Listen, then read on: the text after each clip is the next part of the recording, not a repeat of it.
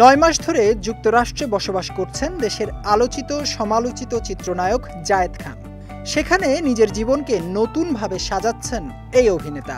দেশের একটি সংবাদ মাধ্যমকে তিনি জানিয়েছেন, নিয়মিত জিম করে শারীরিক গড়নে আমূল পরিবর্তন আনছেন। লাইফস্টাইলের পাশাপাশি খাদ্যাভ্যাসও পাল্টাচ্ছেন জায়েদ। বদলে যাওয়া অবয়বে বলিউড সুপারস্টার সালমান খানের ছায়া দেখতে পাচ্ছেন নিজের মধ্যে।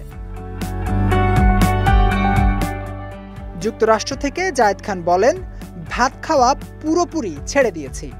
২৮ দিন ধরে একেবারে ভাত খাইনি। প্রচুর বয়েল ফুড, ফল, তাজা সবজি খাচ্ছি। একেবারে হেলদি লাইফ কাটাচ্ছি। ২০২৪ সালে প্রেম করব তোমার সাথে ছবির সময়েও 6 প্যাক এনেছিলেন বলে জানান জায়েদ। 10 বছর আগেও নিয়মিত ব্যায়াম করতেন জায়েদ খান। তবে শিল্পী সমিতির সেক্রেটারি হওয়ার পর থেকে গ্যাপ পড়ে যায়।